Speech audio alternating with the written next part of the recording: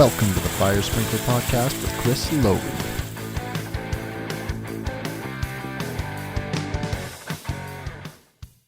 If you're like me, we just don't have time anymore to get all the answers we need to do our job. It doesn't have to be that way. The Meyer Fire Toolkit was created to help get your time back. It's the downloadable software that helps you get sprinkler design answers fast. The new system estimator now even lets you estimate hydraulic demands of a system in seconds. Get the highly rated Meyer Fire Toolkit that's used by over 300 fire sprinkler companies worldwide. Go to meyerfire.com/podcast for a special offer exclusive to the Fire Sprinkler Podcast listeners. That's meyerfire.com/podcast to get your time back. Like and subscribe. Hey everybody, thanks for tuning into this episode of the Fire Sprinkler Podcast. On this episode, I have John and Kacee. They were involved in developing what is to be released today, actually, as long as I press the button at the right time, a new certification that's available from NFPA, the WBITM Water-Based Inspection, Testing, and Maintenance Certification. Before we get into what that is and what it's all about, let's get some introductions rolling. John, how are you today? I'm great. Thanks, Chris. So, John, what is your involvement with NFPA and kind of where did this new certification come into play? Sure. So I'm one of 3 certification program managers at NFPA, and we design, build, and manage the 17 currently certifications that NFPA has. We divide it up among us. I manage things like Certified Fire Protection Specialist, our electrical safety certifications, and am co-managing, soon to be handing off the WBITM certification, which is the new one we're here to talk about today. I've been with NFPA for about 10 years, 8 years with the certification program. And, that's pretty much what I do day in and day out is manage the certification programs from building the exams to maintaining the eligibility criteria. And one of the important functions that we do with those programs is to make sure that they're current and relevant to the communities that they serve. Is we get volunteer subject matter expert panels to help build them and to help maintain them. And the subject matter expert panel we got for WBITM included Kacee, who we have with us today. And Kacee, why don't you tell me a little bit about your involvement with the certification and what you do? Yeah, so I've been in the fire protection industry now probably, I'll say 9, almost 10 years. I actually started as a degreed engineer in like kind of the consulting world. Did that for about 5 years. And then about 4.5 years ago is when I got brought on with Johnson Controls Tyco as a technical trainer up in their Cranston, Rhode Island facility. Is actually where I am today. So doing hands-on training for contractors, AHJs, designers, insurance companies, anybody in fire protection that has interest in the hands-on training. And then about 2 years ago, I actually made the switch into sales. So I'm now a territory manager.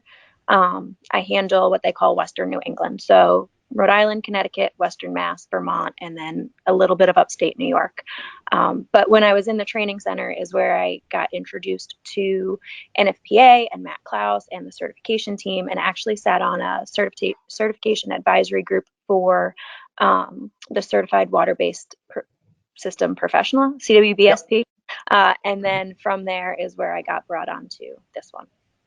Awesome. We refer to Matt Klaus as the Tiger King. Due to that's his video accurate. with NFSA. Now referred to as the Tiger King from now on. I'm going to scratch his name out of every standard and just write Tiger King for as long as he's involved. Matt's a good guy. I had a good conversation with him last year as well. So why don't we start with what is the WBITM and what's it going to bring to the table? Sure. So WBITM is, that's our shortened initialism for the Water-Based Fire Protection System Inspection, Testing, and Maintenance Certification. We didn't want to have a whole alphabet soup in there, so we took a few of those words out for the initialism. But basically what it is a professional certification for people who are involved in inspection, testing, and maintenance of sprinklers and all the other, related water-based fire protection system programs or systems. So it's a certification for sprinkler fitters or inspectors that are just looking for another basically an accreditation training program to ensure competency?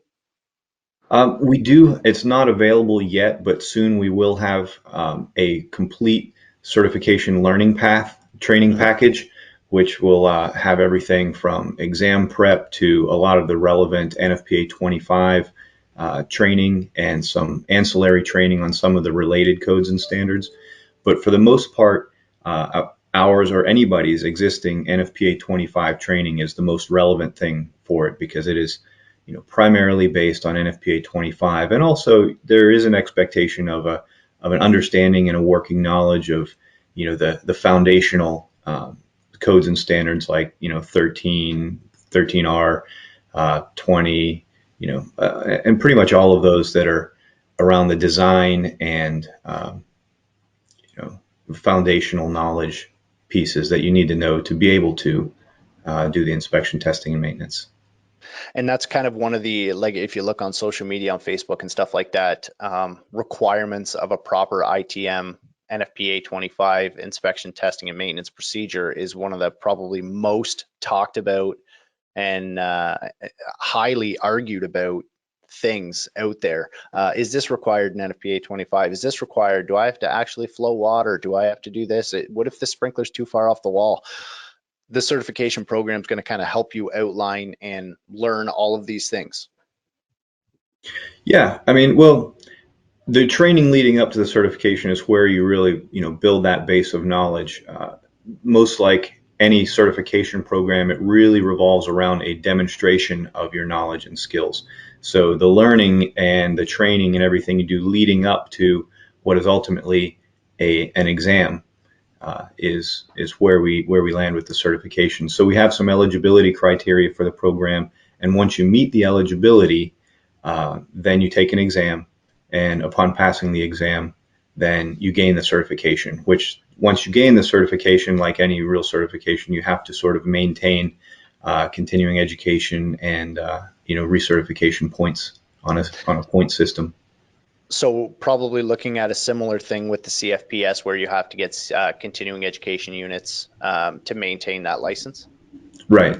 There's education, there's membership in professional organizations. There's a whole bunch of ways to earn points in the point system, but yeah, very similar to that. And in most industries, when you have certification programs, you have a similar sort of setup where you have to maintain currency and relevance in the field. Yeah, there's a lot of programs. Our apprenticeship and journeyman certification here in Ontario, that's one of the recommendations I've been trying to make for years is can we have a requirement for continuing education? Because I think from the installation side of things, switching gears just slightly, from the installation side of things, I think that's one of the things that's lacking in the industry, is from a fitter or installer technician standpoint, is maintaining, updating with the standards and the codes and the requirements is kind of lacking everywhere across the board, union, non-union, etc. Sure. A lot of people are out there, the passionate fitters and designers and installers are always maintaining and growing their knowledge, but there's just things that I'd like to see a little bit different. Maintaining a license is one of the things. So with your online study path that you guys are going to be making, similar setup to the CFPS, where it's going to be basically a chapter by chapter walkthrough on identifying certain things that you need to do? Yeah, it's really going to break down. If you look at the materials for our WBITM certification, we have what we call an exam content outline, which is basically an outline of all the subjects and all the topics, and broken down again in an outline format. So you have your broad topics that we call domains, and that's inspection, testing, maintenance. We also have documentation, we have safety, we have workflow management. So those are the other topics, and within those topics there are sort of subtopics, or as we call them, subdomains, and it'll sort of walk through each one, all the tasks, all the subject areas, all the content that you really need to know to be able to be successful when you go for the exam. Okay. Kacee, when you first got on with this, is this the first program that you've helped NFPA develop as an SME? No, so the first one was the Certified Water-Based System Professional, and they were both so completely different. So the CWBSP, that's more your designer, right? We talk about Matt Klaus being the Tiger King, and Tiger King. Yep. so he had to actually like review those questions, and he came back to the CAG and said we actually stumped him on a few. So that was a nice little pat on the back. Absolutely. Whereas this CAG, we all know how gray area NFPA 25 can be, right? So like we all know, like you were saying before, sprinkler 4 inches off the wall. I don't do metric, so sorry. That's okay. Neither do I. But as an inspector, you go in and you see it, that's wrong by the installation standard. Right. But per 25, you can't write that up as a deficiency, right? You can write it as a recommendation. So I think it really challenged the CAG into really thinking like, okay, does this meet the scope of NFPA 25, or are we crossing that line into, NFPA 20, NFPA 24, NFPA 13, any of the design standards? Are we crossing that line? So it was definitely, there were many long discussions on, well, should we allow this question? But if we allow this one, then we have to allow this one. But, do we allow it out of here? Do we pull this in as a body of knowledge, or do we just solely do it off of 25? So it was certainly an interesting process. Yeah, an interesting process. Did you take any of the things that you learned from developing the certification with CWBPS? I think I said that right. The Certified Water-Based System Professional Certification. And what kind of things were you able to apply to developing this course, and kind of how did it help? So really, because that CWBSP was, I'll call black and white, very cut and dry, like pull it out of the standard. This is how you apply it. This is where we can reference it back to.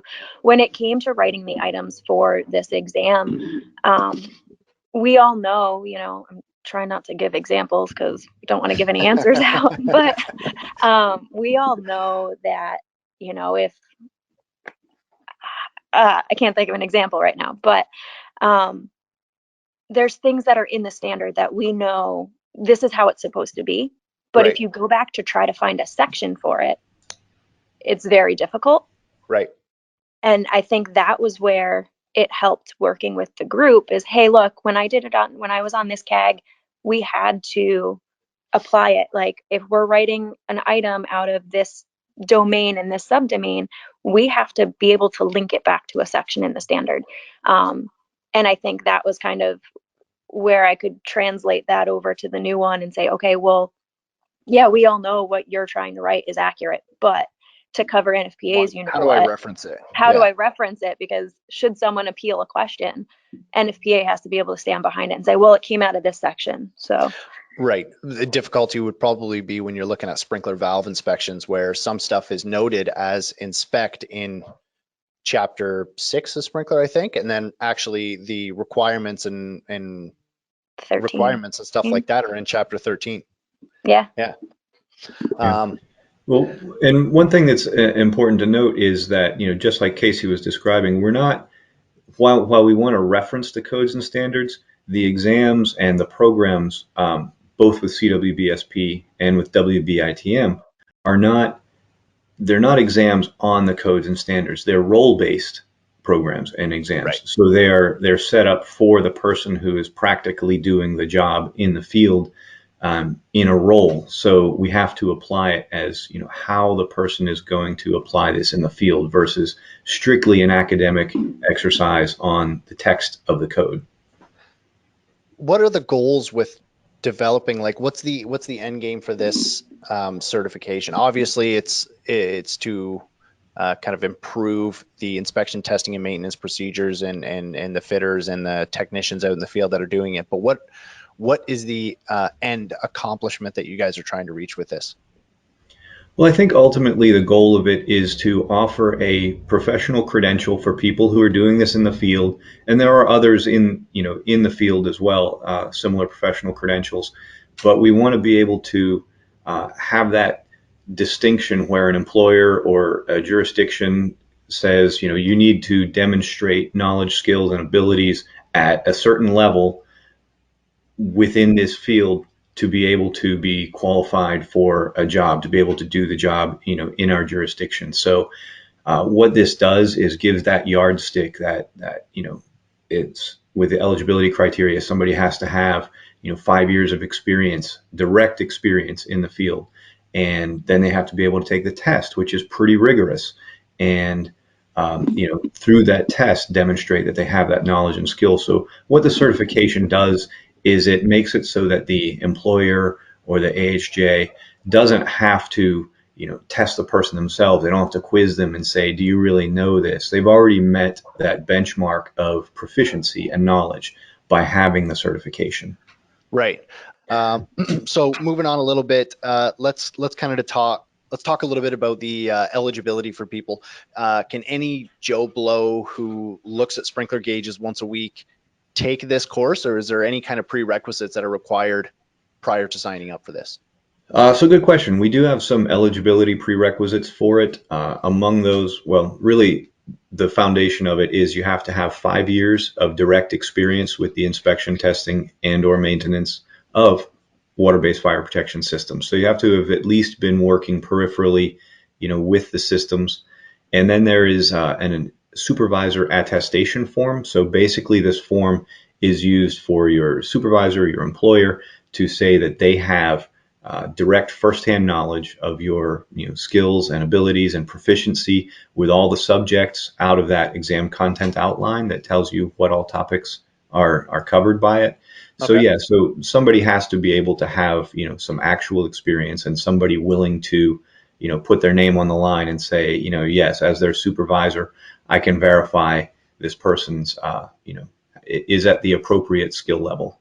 Right. Okay, yeah, that makes sense. Like you don't want,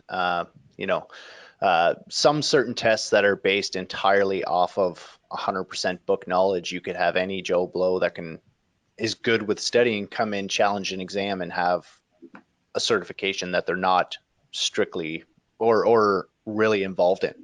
Right, absolutely. And since it really is a public safety issue, and since credentials like this are used to qualify, to determine who is qualified to do a job, you certainly don't want somebody who doesn't really have that requisite knowledge and skill to be able to get the credential and be able to be put in a job role where safety could ultimately be in jeopardy. Would there ever be a situation where NFPA would revoke certification based off of morality, unjust due diligence, something like that? Like where if NFPA is a reporting process or something like that, where somebody can say, hey, this guy's got a certification, he's not doing his inspections, he's the term used is kind of pencil whipping a sprinkler inspection, driving by and throwing the paper out the window. Is there anything like that to kind of keep the... Yeah, I mean, in a sense, we have that for other programs. We've done similar things for some other programs, and as part of the application process, there is a box you have to check on the online application that says you've read the Code of Conduct and Ethics. And so there is a Code of Conduct and Ethics, and violation of that Code of Conduct and Ethics is grounds for revocation of your certification. Cool. That's good to hear. I like hearing stuff like that. Not because I want to hear people lose their license, but I want people to know that if you're not doing your job properly, there are repercussions. Oh, absolutely. Especially around where I'm from in Ontario, there's been a lot of, there was a couple major things, and I don't know if you guys have heard of any of the stuff going on up in the Toronto area where the term pencil whipping would be, to put it lightly. Yeah, there's no way a guy can do 200 inspections in a day, but he did, and had the paperwork to prove it. Yeah, there was a lot of stuff. I'll send you the paperwork. It was pretty insane. Certification equivalency, like what kind of, without kind of cutting anybody else down, what are we kind of looking to level this up to? Are we looking to level this up to like a journeyman sprinkler fitter inspector certification sort of thing? Like sure. And as I said earlier, there are other similar certification programs, some with different tiers. Right now, this program is only a single tier program. We may look at adding a sort of an intermediate tier in a future, a future iteration. Not exactly sure when that would be, so it's not directly on the horizon. But we've kind of gone with the top tier of the other equivalent or related certifications, and we have an active process where we're going to AHJs and getting them, a lot of times in their legislation, it will say you need XYZ certification or equivalent.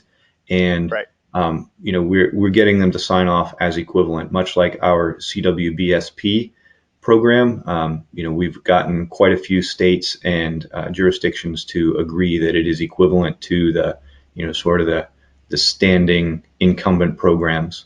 So just if somebody's looking for an alternate path, or they want to kind of stick with NFPA because maybe they're a fan of NFPA products and other certifications and that sort of thing, and want to go NFPA route as opposed to one of the others, then and in every functional way that we can identify, we are equivalent to, the other standard programs in the field. Right. It's just a matter of making sure that you've had that experience under a qualified. Is there any chance down the road? I can't see it happening, but you turn it into an apprenticeship where somebody with the NFPA or WBITM signs off on the next person coming through?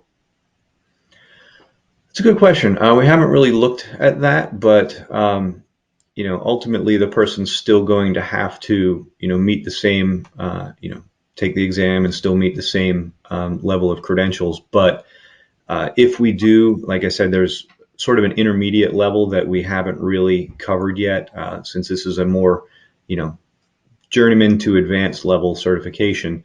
What if somebody only has 2 years experience in the field, and they want to have some sort of credential? So there will probably be something along those lines, but that's all speculative right now.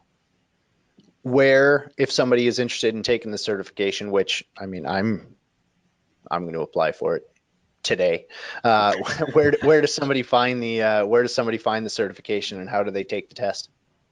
Okay, well, so the website's going to be nfpa.org/WBITM, much like all of our certifications. It's nfpa.org/ the initialism for the program, and that'll take you to that particular program's page. You can also do nfpa.org/certifications, and it'll take you to a general certifications landing page that has links to all of them. Or just from the nfpa.org page, you can filter around and find it under training and certifications. You go there and it sort of has all the basic information. It again describes the eligibility criteria. There's a candidate handbook that we strongly encourage everybody to download, and that has the information in much greater detail, and it has that exam content outline so you can look at all the topics and look at all the subjects that'll be covered. And then let's say ultimately you decide that you want to go for it and you are eligible. You go through the application process, pay your fee, and then you'll get an eligibility number that you then take to Prometric. Prometric is our test delivery partner, and there are Prometric test centers around the world. And you use that eligibility number, which will then allow you to schedule the test. The test is taken at Prometric test centers around the world. So you've probably done those kind of tests where you go to the professional testing center, and it's computer-based test. And you'll have a scheduled time and place, and that's where you go. The handbook or the regular standard are both allowed for the test, or do you recommend the handbook over the the standard?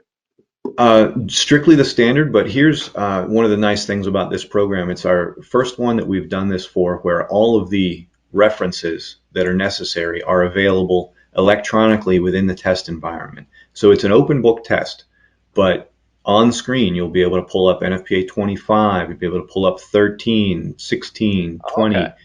Those will all be available in the test environment for you as references. If I can just hop in, I think it's worth noting that even though if it's open book, this was definitely something we had conversations about when we were talking about how long the exam should be, or how many items it should be. Well, if it's open book, then anybody could just take it. Well, no, because as we all know, there's been, everybody's had those certifications that you sit and you take and you just kind of Control F and search it, right? Well, I believe we don't have the find function available for this exam. And if you have to research all 140 questions, the time's going to run out more quickly. Right. So that's just something worth noting, is that it's not a very when we were making it, we wanted to make sure it wasn't one of those certifications that someone could just sign up for, search a document, and pass, and it could be any Joe Schmo. Right. Right. Yeah. That was a similar conversation I had when I helped with developing the sprinkler fitter certification program in Canada, the Red Seal exam. I helped review that, and it was something where I think we should change. So you need a 70%. You need a 70% to pass. I think 60% of the questions are able to be found in the book, and the rest are trade knowledge, something you need to have experience on to know, Right. and even less than that, just so that experience counts just as much as somebody who can flip through a book, because Right. there are a lot of people that can flip through a book and pass the we test. all sat as CAG members, we all sat and physically took the exam as well as part of the development. And there were some that, all of us could just A, B, C, D, figure it out. But then, there's a handful that you're like, I think I know the answer, but let me look that one up just in case. Right. But the joke was too, it was like, we don't want to offer a control F function or a find function, That's because right. someone will type in like inspection or sprinkler and it's going to return 1,000 results, and it's That's not right. going to be very helpful. You almost Right, want to. right. You almost want to Right? put that control F just to throw the people off that don't really know what they're doing, and they just Right. want to use that control F function. And then they're just Right. Well, the Right. real key with the providing the references is they're there in case you need it.